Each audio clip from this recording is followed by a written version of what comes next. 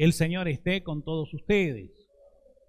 Evangelio de nuestro Señor Jesucristo según San Mateo.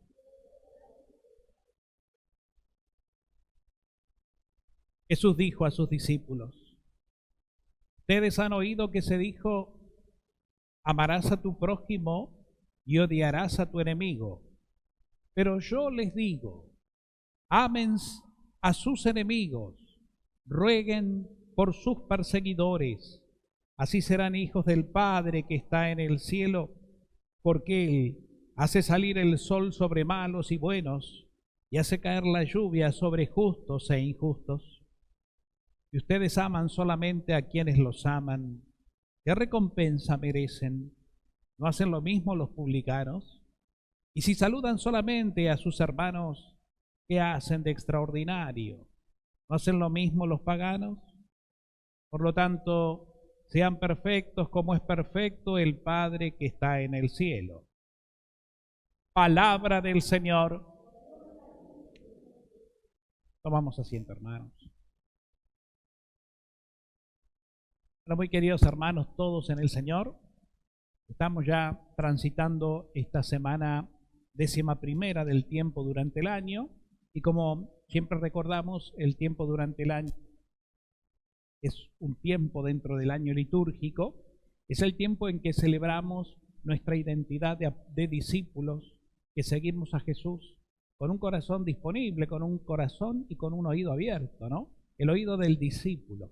El oído del discípulo, de la discípula, ¿no? Es el oído del corazón.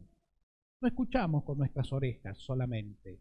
Sí, nuestros sentidos captan, reciben, pero hay otros sentidos más profundos que son los que graban, los que perciben, ¿no? Los que aprenden. La aprehensión es un término filosófico que significa incorporar, hacer propio. Por eso aprender viene de ahí. El que aprende es que hizo propio la enseñanza de su maestro y ya se me grabó, ya es mía. Después yo la tendré que enseñar también, o me servirá para mi vida, mi trabajo, mi cultura o lo que sea. Espiritualmente sucede lo mismo. Nosotros estamos para aprender, no simplemente escuchar. Y ahí el oído del corazón, el oído del alma, del espíritu, que nos lo da el Espíritu Santo, que nos lo afina el Espíritu Santo, justamente con los dones de la sabiduría, del entendimiento, de la ciencia, del consejo y demás. Gracias que todos tenemos desde el día de nuestro bautismo. Y que nosotros ahora entonces tenemos que saber que las recibimos, que son nuestras, que no es que estamos solos. El Señor nos capacitó. Y con esa capacitación espiritual, seguir los pasos de Jesús con atención. Cuando nos habla en la palabra, escuchamos en misa, cuando nos habla meditando por nuestra cuenta la Biblia, cualquier texto que nos guste meditar en oración, cuando hacemos silencio, el silencio profundo, ese silencio que todos los días nos tenemos que tomar como un espacio y un tiempo sagrado de nuestra propia existencia. Y ahí, acallarlo todo para que el que hable sea Dios, ¿no? El silencio es maravilloso porque es un espacio que le permite a Dios manifestarse. Y Él nos va hablando en silencio, pero desde adentro, no desde afuera. Por eso el silencio exterior prepara el silencio interior, donde uno se sumerge en la contemplación del misterio del amor. Y me quedo ahí, porque ahí es donde Dios me va a hablar. Y en ese silencio interior donde Dios habla, no lo vamos a escuchar tal vez como una voz, pero sí vamos a percibir mucha paz, mucho consuelo. Hasta nuestro cuerpo descansa porque rezamos con todo nuestro ser, cuerpo, mente y alma. Y en esa realidad íntima y sagrada, el Señor también va obrando, nos va sanando, nos va iluminando. Es como que le consentimos a Dios como dándole un permiso para que Él obre en mí todo lo que Él quiera. Lo obre. Y Él sabe muy bien lo que tiene que hacer en mí, a dónde tiene que poner su mano, en qué herida, en qué oscuridad, en qué dificultad, en qué angustia. Por eso este tiempo que les invito a tener, que yo también me invito a tener todos los días, es un tiempo que nos va a hacer entender muchas cosas que nuestra inteligencia, nuestra razón jamás van a poder entender por sí mismas. Desde adentro hacia afuera, donde se manifiesta la sabiduría de Dios. Bueno, en este tiempo particular entonces estamos dentro del año litúrgico, en este tiempo durante el año, el tiempo de los discípulos. ¿Por qué? Y bueno, porque en el Evangelio especialmente lo escuchamos a Jesús que está así enseñando. Él enseña. Sus discípulos lo siguen, lo rodean. Él sube a la montaña, sube a la barca. Donde él encuentra la oportunidad, se compadece de la gente y le anuncia la buena noticia del reino de Dios. Y lo hace de mil maneras. Y también nos enseña o nos exhorta a vivir de una manera realmente nueva. Cuando digo nueva con mayúscula. ¿Y qué significa nueva? Distinta a lo que la vive el mundo. Porque el cristiano está capacitado y guiado por el Espíritu para hacer las cosas que hizo Jesús y aún mayores. Porque así fue la promesa del mismo Señor. Ustedes harán lo que yo hago y aún mayores cosas harán. Siempre que lo hagan en mi nombre, ¿no? Entonces estamos en este tiempo de gracia. Y fíjense cómo este tiempo de gracia, nuestro tiempo de Dios, que nos invita a grandes cosas, también nos invita a una entrega, porque si no, quedaríamos a mitad de camino. Si solamente mi relación con Dios es mía y yo me olvido de mi hermano, ¿no? Entonces ahí es como que la cosa queda truncada. El Señor nos llama a partir de nuestro encuentro con Él y de nuestro sabernos amados a amar. Hoy, entonces, en esta lectura de la segunda carta del apóstol Pablo a los Corintios, vemos cómo Pablo, ¿no?, manifiesta la generosidad de los hermanos. Dice, ¿no?, queremos informarles acerca de la gracia de Dios que Dios ha concedido a la iglesia de Macedonia, ¿no? La iglesia de Macedonia era una iglesia como una comunidad cualquiera de las nuestras, para entenderla mejor, pero venía no del judaísmo, sino del paganismo, otra cultura. Por ejemplo, la cultura griega. Los griegos eran personas que creían en sus dioses, pero después que fueron evangelizados y encontraron a Jesús y creyeron en Él, se convirtieron, se hicieron cristianos. Este ser cristiano lo llevó a esto que decimos, a una entrega, y pusieron a disposición de Pablo, en favor de otras iglesias más pobres y necesitadas, sus bienes materiales. Lo dice Pablo de una manera muy hermosa, ¿no? Ellos lo dieron todo, aún a pesar, en muchos casos, de su indigencia o de su pobreza material. Sin embargo, hicieron un esfuerzo pensando en otros hermanos a quienes no conocían, pero que sabían por intermedio de Pablo y de otros apóstoles que estaban pasándola mal, que estaban pasando necesidad, que tenían hambre, que habían perdido en muchos casos lo poco que tenían a causa de las persecuciones de aquella época. Y entonces vivían una situación de indigencia material. Y ellos, como juntando lo que tenían, pusieron a disposición de Pablo, materialmente hablando, lo que pudieron. Y Pablo los felicita, ¿no?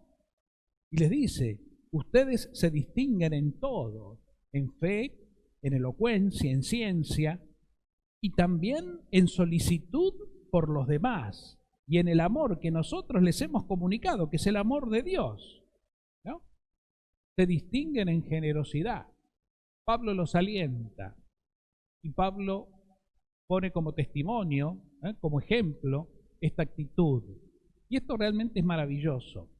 Es maravilloso porque hoy día también acabamos de vivir este fin de semana la colecta anual de Cáritas, ¿no? Es una colecta que realmente, junto con la Más por Menos, que se celebra en septiembre, son dos colectas fuertes, las más importantes y las únicas así tan fuertes, que hacemos todos los católicos y cristianos de Argentina, poniendo nuestros bienes en favor de la Iglesia para que ésta los pueda llevar ante las necesidades de los más necesitados, de los más pobres, de los desprotegidos, de los que no tienen trabajo, de los que no tienen los medios básicos. Por supuesto que en esta realidad estamos llamados todos, no solamente una vez al año, sino siempre a compartir lo que tenemos, pensando en que siempre hay alguien que nos necesita. Y el Señor que ve nuestros corazones es el que recompensa. Cada uno sabe hasta dónde puede y cómo puede. El Señor no nos va a pedir más, obviamente, pero siempre estamos llamados, sí, a tener esa generosidad, esa manera de obrar con generosidad, con nuestra vida, con nuestro tiempo, con nuestra disponibilidad, con nuestro servicio y también, ¿por qué no?, con nuestros bienes materiales, sabiendo que Dios lo ve todo y que Dios, como dijimos siempre, y lo dice la palabra, no se deja ganar en generosidad. Y el que ve un corazón generoso lo recompensará con el 100 por 1, en lo que sea, materialmente, espiritualmente, humanamente, ¿no? La generosidad de la vida. Porque en definitiva, fíjense ustedes, esto tiene un eje, ¿no?, un ejemplo claro y básico, que es Jesucristo.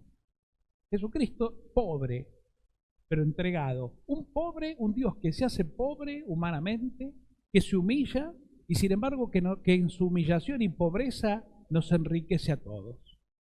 Un Mesías manso y humilde de corazón que nos ha llenado de vida eterna.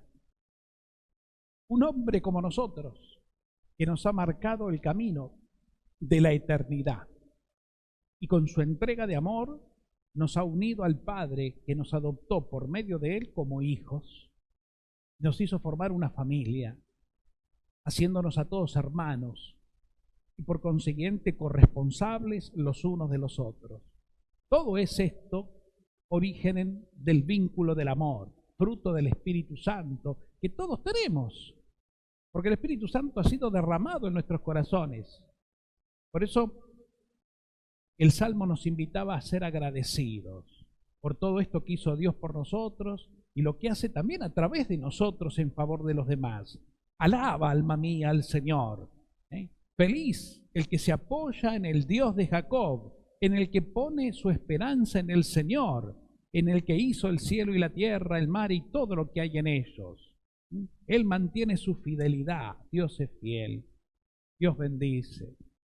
Dios nos da, nos reconforta, Él es providente, es generoso en todo sentido.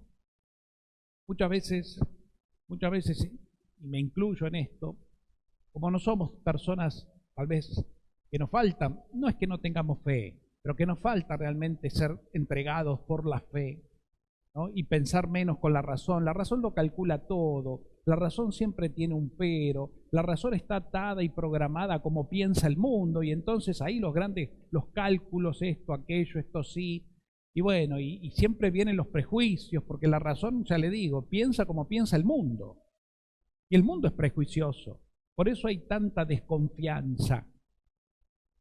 Uno se pone a pensar y tal vez a mí no me tocó tanto, porque si bien ya tengo mis años, no tengo tantos como por ejemplo en la época de mis abuelos o mis bisabuelos. Antes, por ejemplo, una persona me lo contaba, mi familia fue una familia muy humilde y alquiló siempre. Hasta que después mis padres pudieron comprarse su casita, pero siempre alquilaron. Y alquilaron pobremente. ¿Y los contratos de alquiler cómo eran? De palabra a palabra. Uno sabía que don Juan alquilaba el ranchito, hablaba con don Juan y don Juan decía, sí, cómo no, tanto por mes, mudate cuando quieras, toma la llave, y se terminó todo. Y entonces uno todos los meses, del 1 al 10, le llevaba el alquiler. A lo sumo un recibo así hecho a mano, basta. Hoy para alquilar una casa, por más pequeña que sea, por poco te piden hasta el grupo sanguíneo. Todo. Qué garante, qué doble alquiler de entrada, qué depósito, qué no sé qué. Y encima, de tantos meses, y todo anotado bajo escribano, que encima hay que pagarlo aparte. ¿Por qué? Porque se ha perdido justamente la generosidad, se ha perdido la palabra, se ha perdido esa confianza, hemos contaminado y destruido la confianza. porque nos ha arrastrado otra corriente, que es la corriente materialista, individualista, egoísta, ¿no? Claro, y suceden estas cosas. Y si no podés, a la calle. Quién sabe, en aquella época, miren, don Juan, no puedo, pero el mes que viene que cobro el aguinaldo le pago 2 meses juntos, no hay problema. Hoy no existe eso. Y así vivimos. Yo les pongo ese ejemplo, pero habría tantos ejemplos de esta naturaleza donde lo que hoy hay es opresión. Opresión del que más tiene sobre el que menos tiene. Está bien que hay abusos de ambas partes. No vamos a entrar en muchos detalles porque realmente hay que reconocerlo. Los abusos de una parte y de la otra a veces han llevado a tener que entrar en esta dimensión mucho más legalista, donde todo tiene que estar atestiguado y confirmado por el papel, porque si no, ¿no? Muchas veces ha pasado. Abusos, usos y abusos que han complicado la historia. Pero bueno, todo es producto de ¿qué?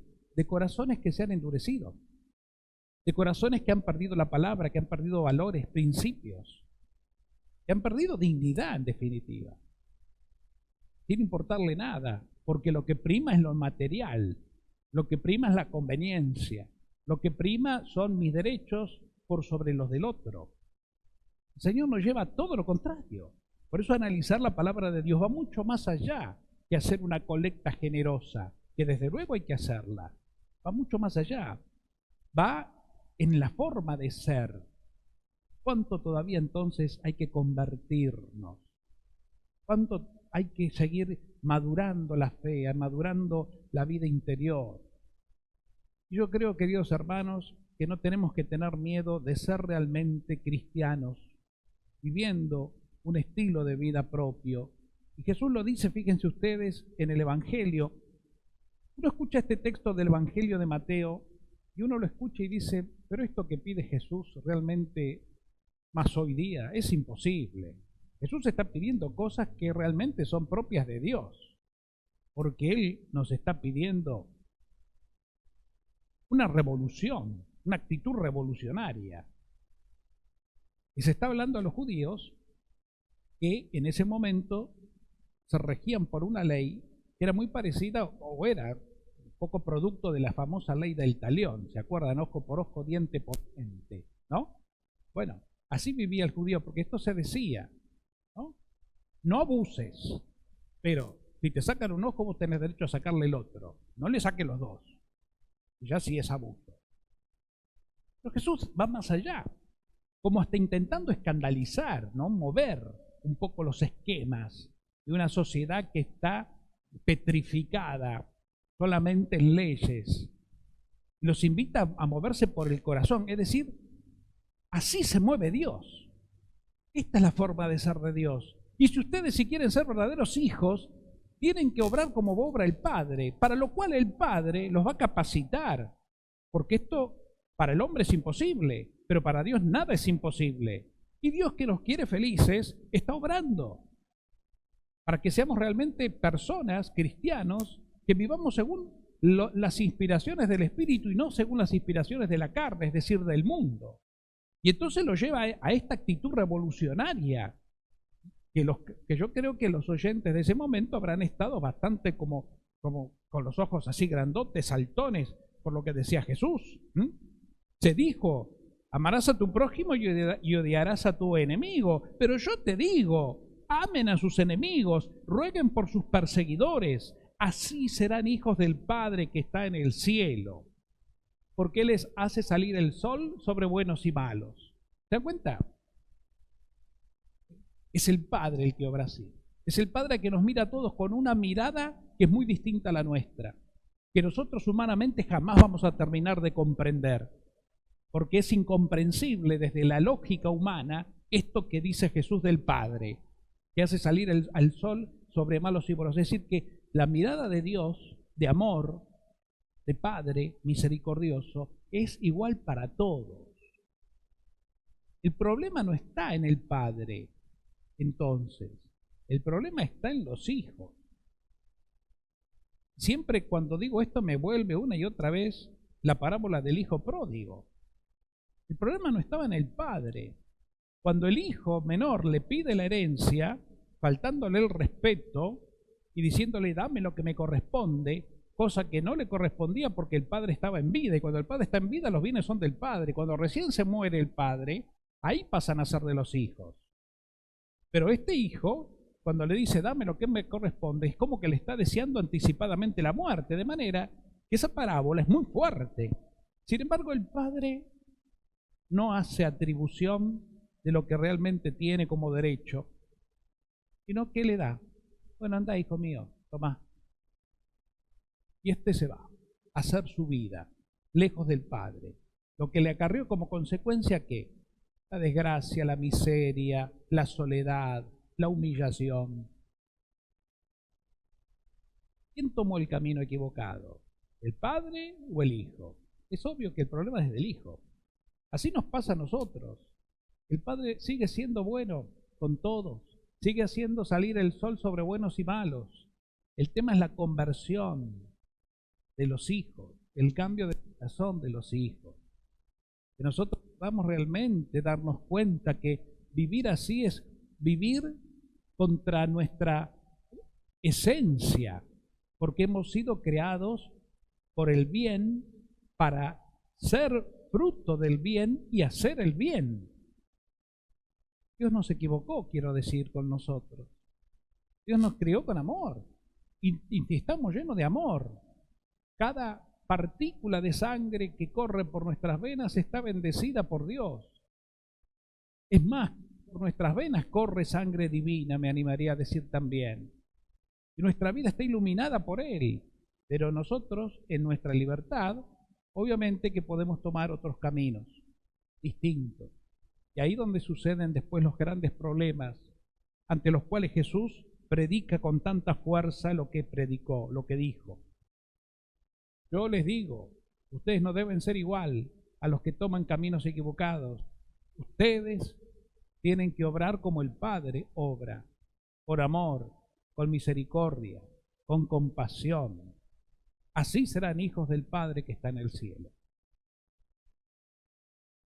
¿Cuánto hay para rezarlo en el silencio? ¿Cuánto hay para pedirlo como gracia? Y para que sea Dios que nos dé esta gracia del amor puro y también nos dé a partir de ahí la capacidad del entendimiento espiritual como para poder realmente asimilarlo, aprenderlo, como decíamos recién, es decir, hacerlo nuestro, hacerlo vida en nosotros, que sea vida, no un concepto, no una idea, vida. La vida de Dios se ha hecho vida en mí. Y entonces uno no va a hacer con su conducta, con su actitud, nada que no sea justamente producto de la vida divina. Es toda una experiencia del Espíritu. La conversión se da desde ahí, desde lo espiritual, desde el encuentro, desde la oración, desde la fe. Bueno, demos gracias a Dios, hermanos, por el amor que nos tiene, porque Jesús no se cansa de hablarnos al corazón con amor y ternura para enseñarnos la vida que verdaderamente llega a la felicidad auténtica. Démosle gracias a Dios y démosle gracias unidos a María para que junto a ella nosotros también podamos realmente glorificar a Dios. Mi alma canta la grandeza del Señor porque el Señor hizo en mí, en vos, en nosotros grandes cosas. Y así sea.